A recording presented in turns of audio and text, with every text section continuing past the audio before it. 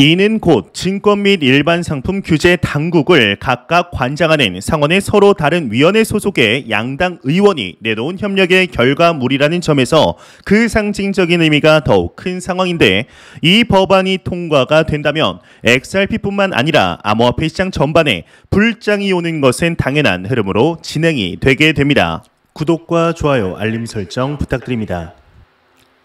안녕하십니까. 암호화폐 정보를 전달해 드리는 닥터 비트맨입니다.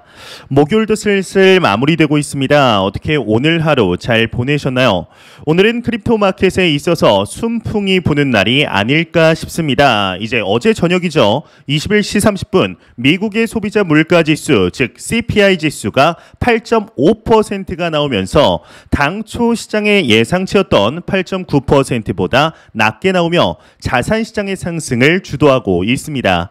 지금의 상승이 단기적인 상승에서 멈추지 않았으면 좋겠는데요. 이에 현재 500일이 넘게 진행이 되고 있는 미 증권거래위원회 SEC와 리플사 간의 미등록 증권 소송 측면에 있어서 대단히 중요한 하나의 소식이 있습니다. 바로 지난 6월 미국의 상원 의원이죠. 신시아 루미스 의원을 주축으로 발의한 책임 있는 금융혁신 법안이 상당히 중요한 포인트로 현재 자리매김을 하고 있는 상태입니다. XRP에 투자하고 계신 투자자 분들이라면, 또 더 나아가서 암호화폐 시장에 투자를 하고 계신 투자자 분들이라면 이에 대해서 명확히 알 필요가 있다고 생각을 하는데요. 그렇기 때문에 오늘은 책임 있는 금융혁신 법안이 정확히 무슨 내용인지, 그리고 이 법안 발의가 XRP 소송과 무슨 연관성이 있으며 투자자들은 왜 알아둬야 하는지를 쉽게 정리를 해보려고 합니다. 정말 다사다난한 2021년 그리고 2022년도를 보내면서 이 크립토 마켓은 새로운 도전과 과제를 마주하고 있는 중입니다. 고금리와 러시아와 우크라이나의 전쟁, 그리고 알고리즘 스테이블 코인인 루나 사태에서 비롯된 신뢰성에 관한 위기로 신시아 루미스 의원을 주축으로 방금 말씀드린 책임 있는 금융혁신 법안이라는 것을 내놓게 되었는데요. 이 법안에는 기존의 제도권의 규제 당국과 입법자들의 깊이 있는 고민의 흔적들이 새로운 프레임워크에 묻어나고 있습니다. 디지털 금융혁신은 기존의 금융 서비스를 더 빠르고 더 저렴하며 편의성과 포용성을 더 높게 혁신하면서 여기에다가 블록체인 기술을 입히는 것이라고 할 수 있겠는데요. 각국의 디지털 자산 포용 법안의 경우는 투자자 보호를 강화하며 지급 결제된 금융 시스템의 안정성을 위협할 수 있는 위험 요소는 줄이면서 디지털 자산 부문이 가져올 잠재적인 이점은 살리겠다라는 균형 있는 접근 방식을 취하고 있으며, 법과 규제상의 명확성 확보와 제도적 표준이 될 기본 체계도 마련하면서 글로벌 주도권 경쟁에 나서고 있는 중이죠. 올해 암호화폐 시장의 대표적인 입법 시도로는 아마 기사에서 한 번씩 들어보셨을 유럽연합, 즉 EU의 암호자산 시장 규제안인 미카가 있으며, 방금 말씀드린 책임있는 금융혁신 법안을 들 수 있을 텐데요. 미국 상원에서 내놓은 책임있는 금융혁신 법안의 경우는 암호화폐에 대한 규제 체계를 창설하는 미국 최초의 포괄적인 입법안입니다. 이제 공동 제안자인 신시아 루미스 공화당 의원의 경우는 디지털 자산법제에 앞서가는 와이오밍주 출신이며, 또 다른 공동 제안자인 커스틴 진리브랜드 민주당 의원의 경우는 암호화폐 거래소 인가 제도를 두고 있는 뉴욕주 출신인데, 여기서 굉장히 놀라운 점은 이 신시아 루미스 의원의 경우는 현재 암호화폐 기업의 대표 빌런 기관인 SEC를 관장하는 은행위원회 소속이며, 이 진리브랜드 의원의 경우는 상품선물거래위원회이죠. CFTC를 관장하는 농업위원회 소속입니다. 이는 곧 증권 및 일반 상품 규제 당국을 각각 관장하는 상원의 서로 다른 위원회 소속의 양당 의원이 내놓은 협력의 결과물이라는 점에서 그 상징적인 의미가 더욱 큰 상태인데, 이 법안을 줄여서 부를 때는 RFIA라는 법안으로 부르고 있습니다. 여기서 두 의원의 경우는 이 법안을 통하여서 유연성과 투명성, 투자자 보호를 장려하는 동시에 암호화폐를 기존의 법률에 통합하는 것을 목표로 하고 있으며, 더 나아가 암호화폐 시장, 블록체인 산업의 명확성을 제공하기 위해 발의한 법안인데요. 지난 3월 바이든 대통령의 행정명령에 암호화폐에 관한 포괄적인 정의가 포함되어 있었지만 지금까지는 법률에 디지털 자산에 관한 표준적인 공통된 정의가 없었던 것이 사실이었습니다. 이 책임있는 금융혁신 법안의 경우는 6가지에 대해서 정의를 규정하고 있는데 일단 보시면 디지털 자산 중개업자, 분산 원장기술, 지급결제용 스테이블코인, 스마트 컨트랙트, 가상화폐 이렇게 6가지에 대해서 정의를 규정하고 있습니다.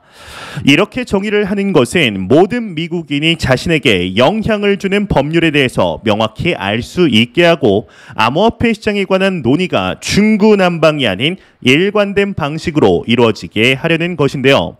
또한 거래소 및 전통은행들의 시장 진출이 가속화됨에 따라 예치기관들의 위험을 줄이는데 분산 원장 기술을 어떻게 활용할 수 있을지 그 방안을 연구하도록 설계가 되어 있습니다.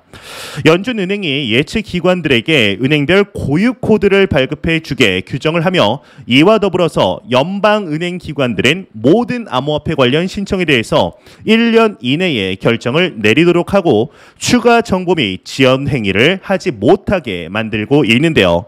이를 조금 더 쉽게 말씀드리자면 이에 대한 대표적인 예로 SEC가 비트코인 현물 ETF에 대해서 무한정 미루고 있는 것을 생각해 보시면 될 것 같은데 또한 법안의 경우는 디지털 자산을 상품과 증권으로 구분하며 상품인 경우에는 상품교환법이 적용되어 상품선물거래위원회 CFTC가 관할하도록 하며 증권인 경우에는 증권법이 적용되어서 미증권거래위원회 SEC가 관할하도록 하고 있습니다. 또한 증권이 아닌 모든 대체 가능 디지털 자산에 대한 현물시장 권한권을 CFTC로 부여하고 있으며 선물 취급업자가 디지털 자산을 취급하도록 하면서 고객 보호 요건을 규정하고 있고 디지털 자산 거래소들이 CFTC에 등록하도록 하고 있습니다. 이것에 대해서는 아마 많은 분들이 알고 계실 수 있겠지만 여기서 굉장히 놀라운 내용 하나가 더 포함되어 있는데요. 바로 상품과 증권의 중간 영역으로서 부수자산이라는 개념을 도입하였으며 연 2회 SEC의 공시 의무를 이행할 경우 상품으로 추정하도록 하고 있습니다. 이제 여기서 말하는 부수자산의 경우는 완전히 탈중앙화되어 있지 않고 발행하는 주체의 관리와 노력에 따라 가치가 결정이 되지만 회사의 자산이거나 부채가 아니고 회사에 대해서 수익 배분권, 청산 우선권, 그리고 기타 재정적인 권리를 요구하지 않아 증권에 해당하지 않는 자산을 부수자산으로 이야기를 하고 있습니다. 이는 암호화폐 탄생으로 완전히 새롭게 만든 카테고리인 것인데요. 또한 지난 5월 발생한 루나 쇼크로 인해서 스테이블 코인에 대한 규제도 적혀 있는데 이 스테이블 코인에 대해서는 이를 뒷받침하는 100%의 준비금을 구비하고 준비금 구성 자산에 대한 유형을 투명하게 알리며 세부적인 요건들 또한 마련하도록 하고 있습니다.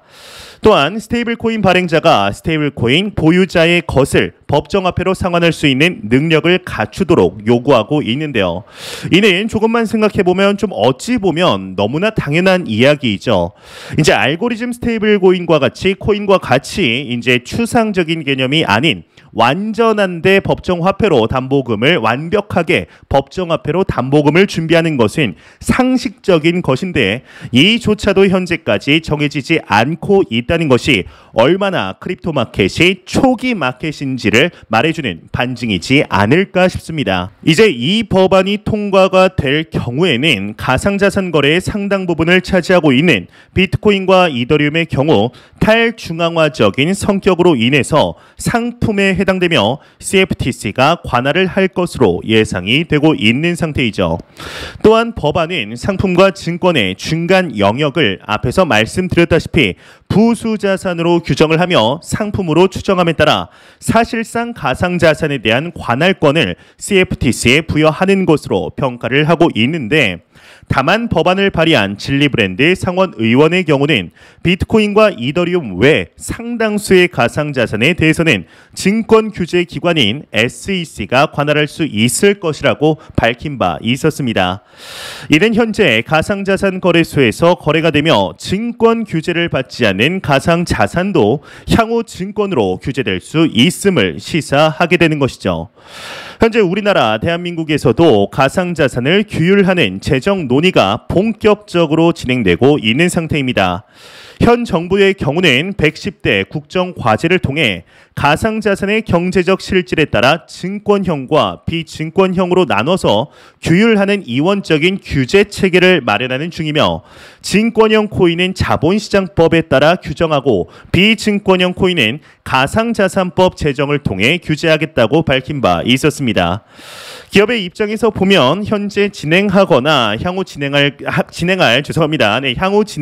가상자산 프로젝트의 증권성 여부가 중요한 쟁점이 될 것인데, 만약 비증권형 가상자산으로 인정되는 경우는 당장에는 증권 규제가 적용되지는 않겠지만 향후 가상자산법이 제정되면 공시나 불공정 거래 행위 등의 상당한 규제가 도입될 것으로 예상이 되고 있습니다. 현재 대한민국 정부의 경우는 미국 등 주요국들의 규제 동향을 살피면서 다가오는 10월부터 가상자산 업법에 대한 제정을 논의하겠다라는 입장인데요.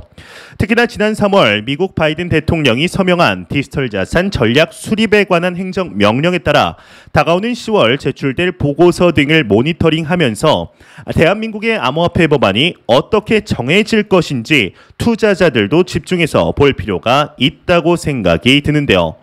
특히나 현재 진행이 되고 있는 SEC와 리플사 간의 미등록 증권 소송의 결과가 이를 나누는데 결정적인 역할뿐만 아니라 추후에 증권과 상품을 나누는데 주요한 분기점이 될 것으로 보고 있습니다. 이 법안이 통과가 될 것이다, 안 될 것이다에 대한 많은 이야기들이 나오고 있는데요. 여기서 가장 중요한 팩트는 이 법안이 발의가 됨에 따라 금융의 중심인 미국에서 암호화폐 시장에 대해서 다시 한번 되돌아보게 되었으며, 이 시장이 얼마나 규제가 현재 없는 시장인지, 왜 제도권 안에서 성장을 해야 하는지를 상기시켰다는 데에 중요한 포인트가 있지 않을까 싶습니다. 현재 SEC와의 소송 중에 SEC의 전 기업금융국장이었던 윌리엄 힘먼의 2018년 연설 메모와 이메일이 소송 자료로 제출되는 경우는 이제 500일이 넘게 진행이 되었던 미등록 증권 소송의 결과를 결정짓게 될 가능성이 상당히 농후한 상태입니다. 이제 당사자들과 법원이 곧 있을 전문가 증언 관련 신청을 다룰 것이기 때문에 판사는 힘먼의 메모에 대한 판결을 곧 내리게 될 것인데, 여기서 많은 분들이 놓치고 있는 SEC의 고소장 중에 핵심이 되는 두 가지를 이야기 한번 해보자면, 일단 첫 번째로는 피고들이 자산과 구매자 XRP의 미등록 제한과 판매에 대해서 투자 계약을 형성했기 때문에 1933년 증권법 제5조를 위반했다라는 것이고, 두 번째로는 크리스 라센과 브래드 갈링 하우스가 리플랩스의 위반을 방조했다라는 것이죠. 이에 대해서 리플사의 경우는 사진에 나오고 있는 두 번째 주장의 경우 이 방조에 대해서 적절하게 SEC 측에서 입증을 하지 못했기 때문에 기각이 되어야 한다라고 주장을 하고 있으며, 이에 대한 요지는 브래드 갈링 하우스와 크리스 라센이 XRP가 투자 계약이라는 것을 무모하게 무시했고, 피고들이 XRP를 판매하는 데 있어서 부적절한 행동을 하고 있다는 주장 자체가 모순적이라는 것인데요.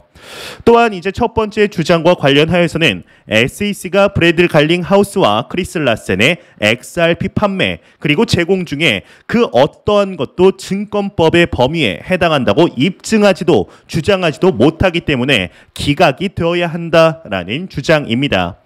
따라서 피고들은 두 가지 주장은 모두 기각이 되어야 하며 이로써 리플에 대한 소송은 종결되어야 한다라는 것인데, 이에 SEC에 대한 입장은 또 완전히 다른 상태이죠. SEC의 입장은 이러한 미등록 증권 판매에는 의도를 증명할 필요가 없고 방조 책임에는 인식과 중과실을 필요로 하며, 피고인 리플사, 크리스 라센, 브래드 갈링 하우스의 경우는 이러한 사실들이 전부 인정되므로 방조의 책임이 있다라고 주장을 하고 있습니다.